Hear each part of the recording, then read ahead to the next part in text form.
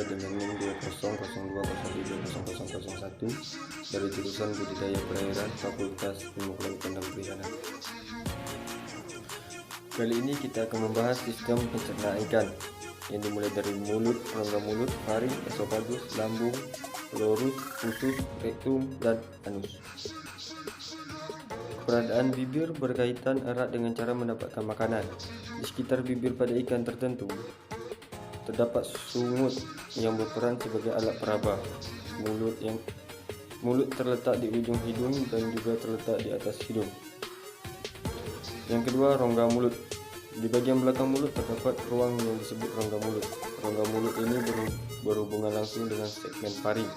Secara anatomis, organ yang terdapat pada rongga mulut adalah gigi, lidah, dan organ palatin. Permukaan rongga mulut diselimuti oleh lapisan sel permukaan epitelium yang berlapis. Pada lapisan permukaan mulut terdapat sel-sel penghasil lendir, mukosit, untuk mempermudah masuknya makanan. Di samping mukosit, di bagian mulut juga terdapat organ pengecapan, organ penerima rasa yang berfungsi menyeleksi makanan. Yang ketiga adalah faring. Lapisan permukaan faring hampir sama dengan rongga mulut, masih ditemukan organ pengecapan sebagai tempat proses penyaringan makanan. Yang keempat, esofagus. Permulaan dari saluran pencernaan yang berbentuk cara pipa mengandung lendir untuk membantu penelanan makanan. Pada ikan laut, esofagus berperan dalam penyerapan garam melalui difusi pasif, menyebabkan konsentrasi garam air laut yang diminum akan menurun ketika berada di lambung dan usus, sehingga memudahkan penyerapan air oleh usus belakang dan rektum. Proses osmoregulasi. Yang kelima adalah lambung. Lambung merupakan segmen pencernaan yang diameternya relatif lebih besar bila dibandingkan dengan organ pencernaan yang lain. Besarnya ukuran lambung berkaitan dengan fungsinya sebagai penampung makanan. Seluruh permukaan lambung ditutupi oleh sel mukus yang mengandung mukopolisakarida yang agak asam, berfungsi sebagai pelindung dinding lambung dari kerja asam klorida. Yang keenam yakni pilorus. Pilorus merupakan segmen yang terletak antara lambung dan usus depan. Segmen ini sangat mencolok karena ukuran yang mengecil atau menyempit. Ketujuh yaitu usus. Merupakan segmen yang terpanjang dari saluran pencernaan. Intestitum atau usus berakhir dan bermuara keluar sebagai anus. Yang berikutnya adalah rektum. Rektum merupakan segmen saluran pencernaan yang terujung secara anatomis.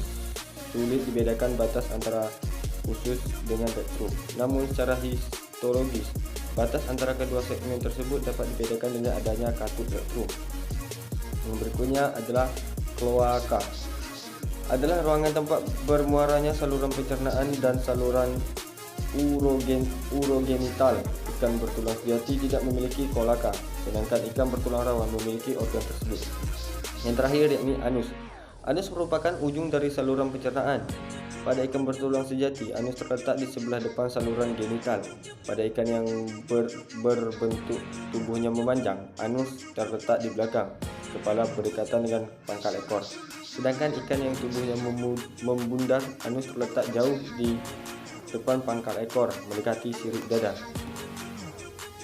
Jenis ikan dapat digolongkan menjadi 7 kelompok menurut jenis makanannya, walaupun harus juga diingat bahwa beberapa jenis pola makanannya berubah sesuai dengan perubahan umur, musim, dan ketersediaan makanan. Perbedaan golongan ikan menurut jenis makanannya ini berkaitan antara satu golongan dengan golongan lainnya. Penggolongan berdasarkan jenis makanan yaitu yang pertama, herbivora. Ikan golongan ini makanan utamanya berasal dari bahan-bahan nabati, misalnya ikan tawas, ikan nila, ikan bandeng. Yang kedua yakni karnivora. Ikan golongan ini sumber makanan utamanya berasal dari bahan-bahan hewani atau daging, misalnya ikan belut, lele, kakap, ikan kerapu, atau hiu. Yang ketiga yakni omnivora.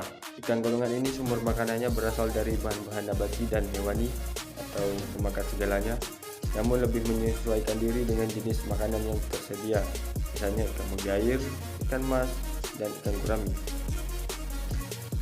Yang keempat, pemakan plankton. Ikan golongan ini sepanjang hidupnya selalu memakan plankton, baik itu fitoplankton atau zooplankton, misalnya ikan terbang, ikan cucut, dan ikan hiu paus. Yang terakhir, pemakan detritus.